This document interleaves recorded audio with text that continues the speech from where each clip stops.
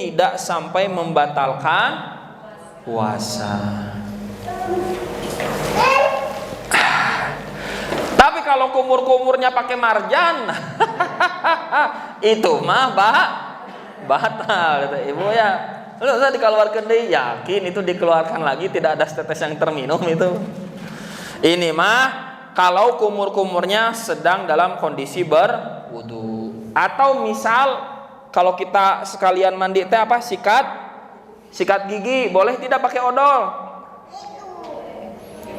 Boleh pakai odol, tidak apa-apa. Yang tidak boleh mah ditelan. Nah itu. Ya, jadi sikat gigi pakai odol nggak ada masalah. Begitu ya.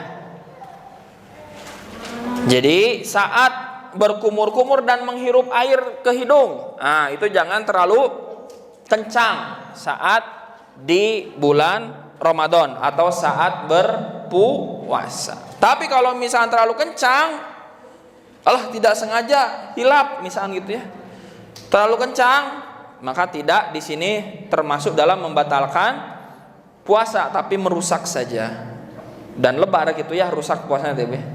Yang kedua ini adalah ciuman, teteh ibu.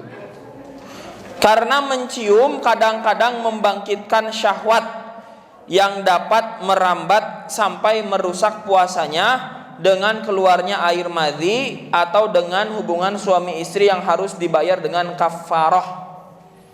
Jadi teteh ibu, ini khusus yang sudah suami istri, ibu ya. Jadi boleh tidak berciuman? Boleh. Tapi makruh. Membatalkan tidak kalau mencium ibu suaminya, suaminya mencium ibu, membatalkan saum tidak? Tidak. Nanti ada dalil-dalilnya. Dalil bahwa Rasulullah SAW juga saat ditanya apakah apakah mencumbui istri membatalkan puasa, maka Nabi menjawab, apakah dengan engkau berkumur-kumur kemudian engkau membatalkan puasa? Tidak. Begitulah. Jadi begitu ibu ya. Jadi tidak sampai membatalkan puasa. Ya. Tapi kalau sampai terbangkitkan syahwatnya, keluar air madhinya, bahkan jatuh pada jima di siang hari saat saum, maka dia harus membayar kafarah. Apa kafarahnya teh ibu? Jima suami istri di siang hari saat saum, apa kafarahnya? Puasa 60 hari. Ini ada satu kisah menarik di zaman Nabi, teh ibu ya. Jadi datang seorang laki-laki, ya Rasulullah, saya sudah berjima di siang hari ketika saum. Apa yang harus saya lakukan? Maka Rasulullah menyampaikan, maka berpuasalah engkau 60 hari. Terus orang itu, ya Rasulullah, 30 hari we jebol, apalagi 60 hari. Gitu ibu ya. 30 hari saja saya tidak kuat, apalagi 60 hari. Maka kata Nabi apa? Berikanlah makan kepada orang miskin. Ya Rasulullah, saya tidak mampu, saya miskin, saya nggak punya untuk ngasihnya. Kata Rasulullah, ini kurma, bagikan sebagai ganti kafarah. Cari orang miskin. Ya Rasulullah, tidak ada di Madinah ini yang lebih miskin daripada saya. Maka jawaban Nabi apa? Sampai emam atau kurma gitu. Maka Nabi menjawab sesuai kadar siapa yang bertanya. Apa berarti kalau kayak gitu mah abi we makan sendiri atau kayak gitu mah buat bayar kafarah? Begitu hukumnya? Tidak ibu. Hukumnya adalah kalau kita mampu 60 hari berpuasa sebagai kafarahnya, berpuasa 60 hari. Kalau tidak mampu 60 hari, maka membayar kafarat. Itu aja dua pilihannya.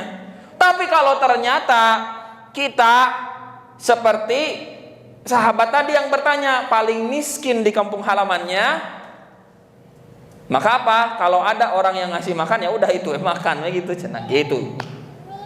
Ya, tapi yang menjadi hukum adalah yang nomor 1 dan nomor nomor 2 untuk kita secara umum.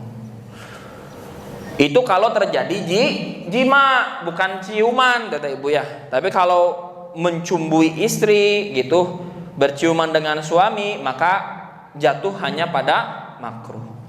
Yang ketiga, suami terus-menerus melihat istri dengan syahwat. Nah, ini ya. Apa namanya?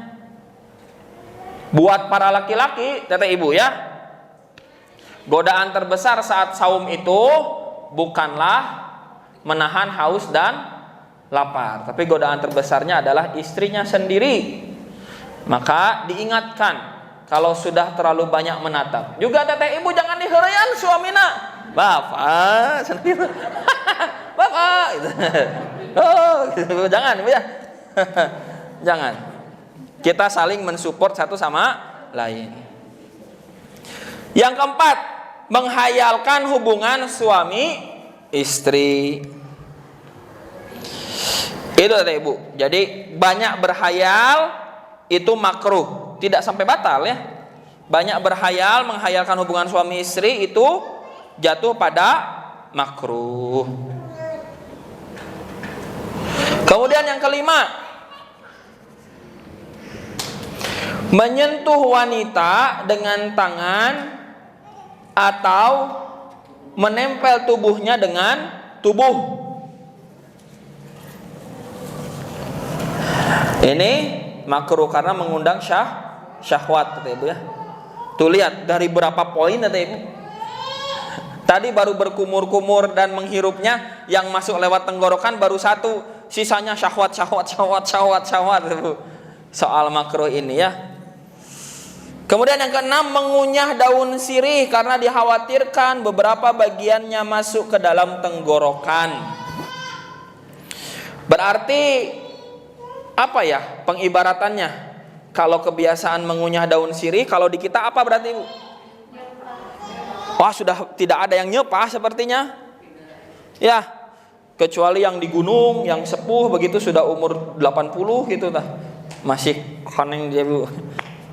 Abi dulu waktu kecil terakhir itu waktu SD melihat tetangga teh nenek-nenek usia 80, tetangga sebelah rumah waktu di Sukamanate itu masih nyepah ibu ya. Nah, itu dengan semua halnya itu, dengan aromanya yang khas ibu ya. Seperti itu ya ibu. Jadi hal-hal yang menyerupakan itu, maka itu pun makruh. Kumaha kalau ibu lagi masak terus mengicip masakannya, masuknya ke makruh atau ke batal? Ayo, mangga. Masuknya seperti poin nomor 6 ini atau tidak? Nah, caranya ibu apa? Sana sedikit tuh cobaan aja, kalau kayak gitu pasti batal ya. Lidahnya dijulurkan keluar, kemudian diteteskan ke lidah, diludahkan lagi gitu. Tapi bukan berarti tidak batal, tidak batal, tidak batal gitu ya terus, atau salah satu niatna. Ya. Ini kan dibutuhkan kalau mau menjelang ke berbuka ibu ya, atau menyiapkan makanan untuk berbuka. Kalau ibunya lagi haid mah, tetehnya lagi haid mah nggak ada masalah, nggak usah takut batal dan nggak puasa. Kemudian yang ke-7, mencicipi makanan. Nah, ini ada nomor 7 ternyata. Poin nomor 7 adalah mencicipi makanan. Masuk ke makruh, tidak masuk ke dalam batal ya.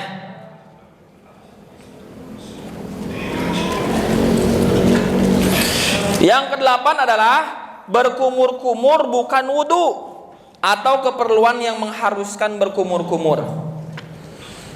Kalau memang harus berkumur-kumur ya udah ibu berkumur-kumur aja, jadi nggak ada batal gitu ya. Kemudian yang ke-9, bercelak pada permulaan siang, tetapi jika bercelak pada akhir siang maka hal itu diperbolehkan.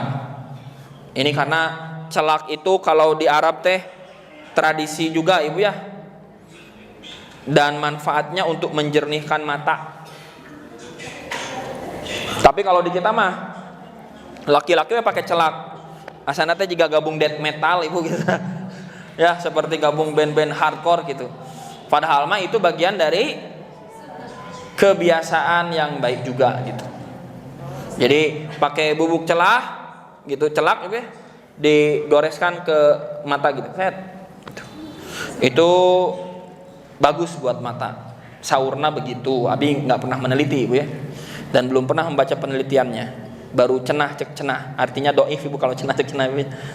Tapi harus dicari kalau ada dalilnya, riwayatnya, kalau ada penelitiannya dibaca penelitiannya. Yang 10, berbekam atau mengeluarkan darah karena dikhawatirkan akan melemahkan tubuh yang menyebabkan harus membatalkan puasanya. Karena dalam hal demikian terdapat perkara yang dapat membatalkan puasa. Jadi kalau berbekam itu ibu bikin tubuh lemas ya.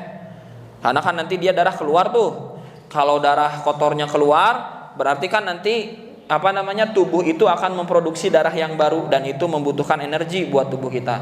Dan kalau ternyata kasusnya saat saum berbekam ibu malah jadi lemas dan ingin membatalkan puasa, maka berbekamnya itu hukumnya makruh. Tapi kalau ibu sudah terbiasa berbekam, nggak ada masalah mau saat saum mau tidak saum, monggo silahkan ibu ya. Gitu. Tapi ingat jatuhnya pada makruh kalau sampai tadi lemas dan mengharuskan membatalkan puasa. Kalau ibu tidak ada masalah, ya nggak ada masalah, nggak apa-apa gitu kan. Begitu. Kemudian materi ke-9, perkara-perkara yang membatalkan puasa. Apa yang disebutkan dari hal-hal yang membatalkan merupakan pendapat yang sahih dari mazhab ulama dan tidak ada satu masalah pun melainkan ada dalilnya dari Alkitab atau As-Sunnah atau ijma atau qiyas yang benar. Ya, membatalkan puasa yang boleh dikerjakan dan yang dapat dimaafkan. Perkara-perkara yang membatalkan puasa yang boleh dikerjakan dan yang dapat dimaafkan. Jadi tidak semua batal puasa itu dosa. Ada batal puasa yang boleh untuk dibatalkan dan dimaafkan kalau ternyata batal. Yang poin A, perkara-perkara yang membatalkan puasa. Secara definisi apa ibu puasa teh? Menahan diri dari makan dan minum, juga jima dari mulai terbit matahari sampai terbenam matahari. Dari definisi ini nanti akan banyak sekali perbedaan hal-hal yang membatalkan puasa. Ibu ya, kata yang ini batal puasanya kalau begini, kata yang ini enggak, ada definisinya begini, kata yang ini mah batal karena adanya begini. Oh gitu ibu, liar pokoknya mah ya. Tapi kita pelajari satu-satu ibu ya, kita pelajari satu per satu. Perkara-perkara yang membatalkan puasa adalah sebagai berikut. Yang nomor 1, masuknya cairan ke dalam tubuh melalui hidung, seperti memasukkan obat lewat hidung atau mata dan telinga, seperti meneteskan cairan atau obat ke keduanya, atau melalui dubur dan kemaluan wanita seperti suntikan. Nah ini bilang batal ibu. Tapi ingat definisi saum teh apa? Menahan makan dan minum. Ibu makan dan minum lewat sini tidak? Tidak kan? Nah, makan dari situ, dari definisi itulah terjadi perbedaan. Yang membatalkan tadi ini ada membatalkan. Ya, apa saja tadi poin pertama teh? Memasukkan cairan ke dalam tubuh melalui hidung, seperti memasukkan obat lewat hidung misalkan gitu ya. Kalau ternyata obat itu nanti ujungnya akan masuk ke dalam lambung misalkan gitu, hanya prosesnya harus dari hidung misalkan kayak gitu ya.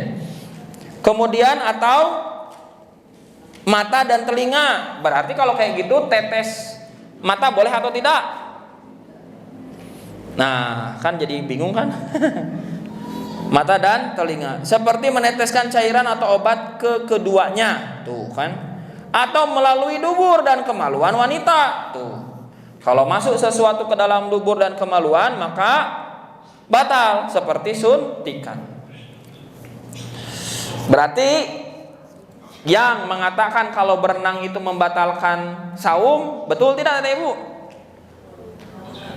Ketika itu kan dia nyedot di udara, serut masuk. Berarti menurut pendapat yang ini mah batal. Kalau saya pribadi mah tidak ibu ya.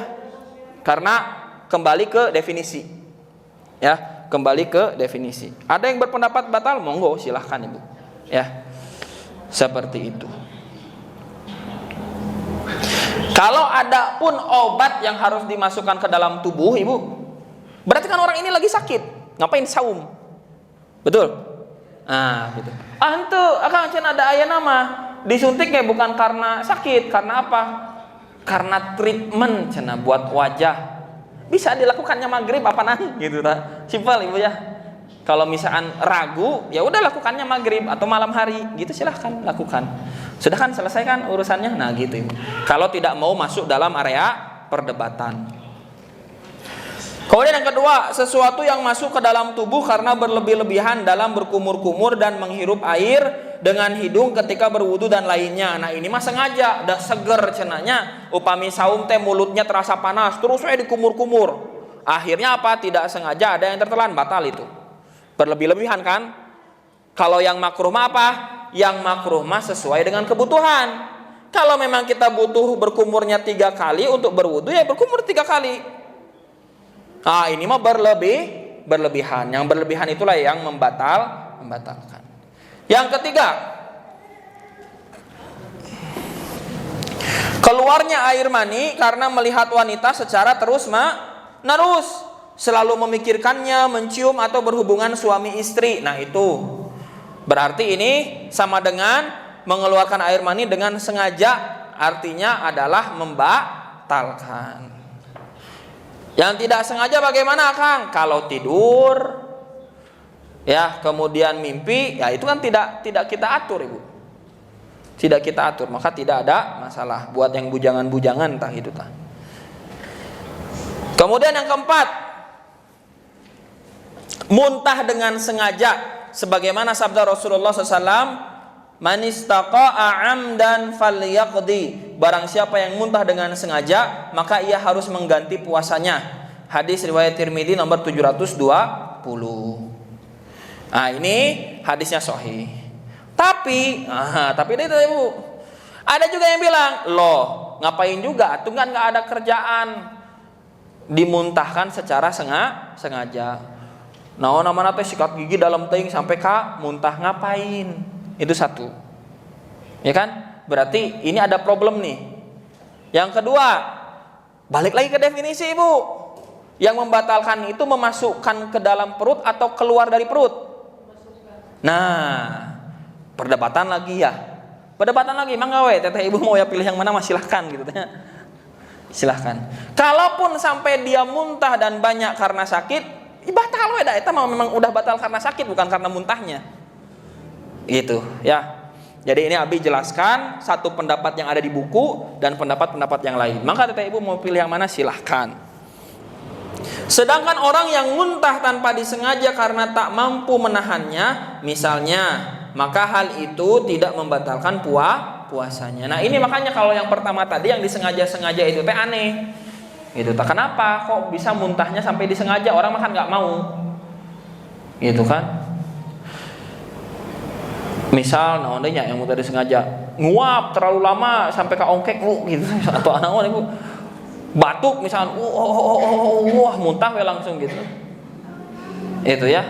Atau mungkin beberapa tahun lalu sampai sempat ada tren lawakan di Indonesia gitu. Tren komedi di Indonesia. Jadi mereka tuh pelawak-pelawak teh muntah di atas panggung dan lucu. Karena saya nggak habis pikir, naon lucu orang ngeliatin orang muntah. Ada yang kayak gitu juga. Nah itu mungkin yang disengaja-sengaja kayak gitu maksudnya ya. Kemudian yang kelima, makan atau minum atau bersenggama dalam keadaan terpaksa untuk itu. Apa tuh terpaksa untuk itu? Makan atau minum tapi dalam keadaan terpaksa untuk itu. Ada orang yang terpaksa harus makan. Hah? Ya itu berarti batalnya karena sakit ya. Ini mah kondisi yang lain Ibu. Orang terpaksa makan, terpaksa minum, bahkan terpaksa bersenggama dalam keadaan terpaksa untuk itu. Kira-kira apa tuh?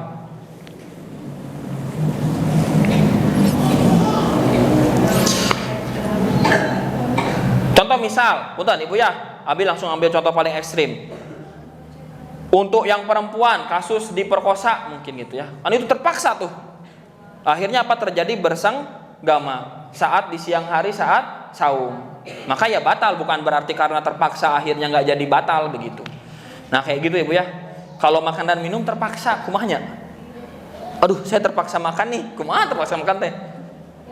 Oh, mungkin kalau misalkan kondisinya seperti saudara-saudara di Uighur gitu tah. Wah, dipaksa ke pemerintah teh nggak boleh saum teh misalkan gitu tah. Nah, gitu kan dipaksa kan?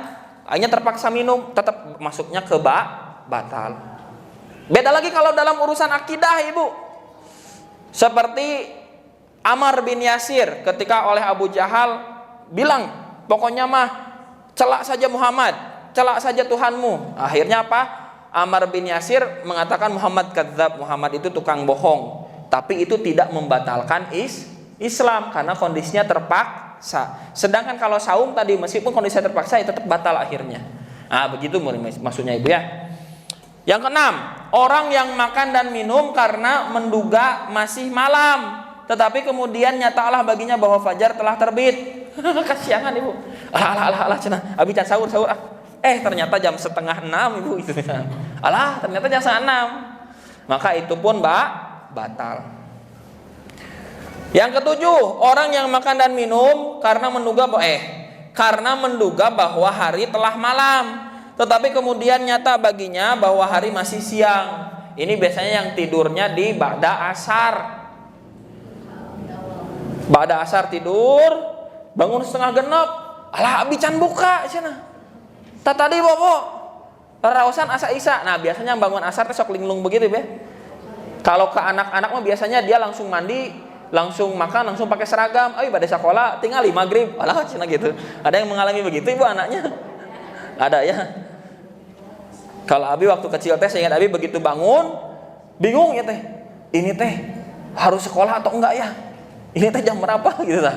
Alah kesiangan sekolahnya. Tah gitu pikiran Ibu kalau tidurnya di waktu asar. Biasanya kayak gitu pengalamannya.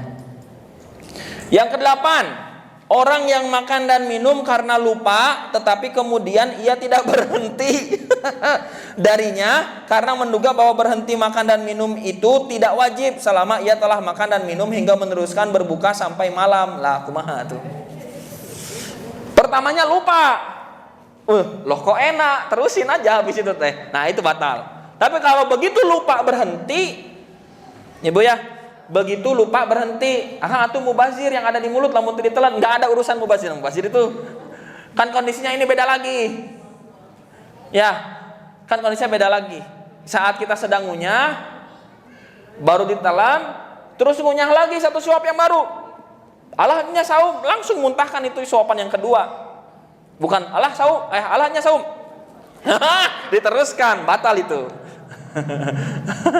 Batal itu. Jadi apa? Jadi kalau lupa saat makan atau minum, terus masih ada sisa yang di mulut, buang sisa yang di mulutnya. Gitu Ibu ya. Apa yang sudah dimakan, apa yang sudah diminum menjadi rizki di siang hari Ibu, di waktu saumnya sudah. Kalau lupa tidak ada masalah. Tapi ingat, yang menyatakan lupa itu bukan lisan, kejujuran hati kita. Abi hilap. Bukan lisannya, tapi apa? Hati dan pikiran kita, dan Allah yang tahu tentang hati dan pikiran kita. Orang lain enggak tahu. Yang kesembilan, masuknya sesuatu yang bukan makanan atau minuman ke dalam tubuh melalui mulut. Misalnya menelan permata atau benang. Sebagaimana diriwayatkan bahwa Ibnu Abbas radhiyallahu anhuma berkata, puasa itu karena sesuatu yang masuk dan bukan karena sesuatu yang keluar. Tuh, kan kata Ibu, dalilnya juga ada. Kalau sesuatu yang keluar itu bukan membatalkan puasa, ada dalilnya Ibu. So, jadi yang benar yang mana? Mangga, Ibu mau yang mana? Yang dimaksudkan oleh Ibnu Abbas adalah bahwa puasa itu batal dengan masuknya sesuatu ke dalam tubuh dan bukan karena keluarnya sesuatu darinya. Nah, seperti darah dan muntah. Di poin sebelumnya muntah membatalkan, di poin ini muntah tidak membatalkan. Memang beda-beda dalilnya Ibu, mangga mau yang mana? Enggak usah bertengkar ya, yang penting saum ya. Buktinya saum apa? Semerbak hiliwir gitu Ibu. Nah, itu saum berarti itu ya. Kemudian Ibu, maka masuknya benda sesuatu itu meskipun bukan makanan juga di sini termasuk membatalkan. Lagi ngapain makan benang? Atau anak-anak ibu punten. Anak-anak itu kadangnya kertas dibulet-bulet kecil-kecil, digigit dibasahan, ditelan weh. Terus nunjukin ke mana? Tinggal abi hebat makan kertas tah. Saum padahal dia teh awalnya niatnya batal ibu. Tolong diperhatikan anak-anaknya ibu ya.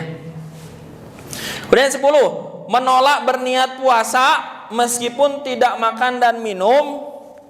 Menolak berniat puasa meskipun tidak makan dan minum jika penolakan tersebut ditafsirkan sebagai berbuka puasa, tetapi jika sebaliknya maka puasa itu tidak batal ya. Jika sebaliknya itu gimana? Enggak, abi mah enggak melafalkan, abi mau memahaminya yang dalam hati aja. Nah, ya sudah, berarti niatnya sudah dalam hati. Yang ke-11, murtad, keluar dari Islam walaupun ia kembali masuk ke dalam Islam berdasarkan firman Allah Ta'ala, la in asyrakta la yahbatanna 'amaluk wa la takunanna minal khasirin. Jika kamu mempersekutukan Tuhan, niscaya akan terhapuslah amalmu dan tentulah kamu termasuk orang-orang yang merugi. Quran surat Az-Zumar ayat 65. Jadi batalnya itu bukan karena makanan minum, tapi karena keluar dari Islam. Dan kalau keluar dari Islam itu tidak ada kewajiban untuk saum. Artinya apa Ibu? Untuk saum itu untuk orang beriman. Jadi batalnya bukan karena masuk makan dan minum, tapi karena batalnya itu karena dia keluar dari Islam. Semua perkara yang disebutkan di atas adalah perkara-perkara yang membatalkan puasa dan mewajibkan orang yang melakukannya untuk mengganti puasanya yang batal. Tetapi tidak ada kafarat atau denda atasnya, karena kafarat itu tidak diwajibkan kecuali atas 2 perkara. Yaitu apa saja? Insya Allah kita bahas di pertemuan berikutnya. Jadi ada 11 hal yang membatalkan tapi tidak menuntut pada kafarat. Apa saja yang menuntut pada kafarat? Insya Allah kita bahas di pertemuan berikutnya. Aqul qouli hadza wa astaghfirullaha li wa lakum. Assalamualaikum warahmatullahi wabarakatuh.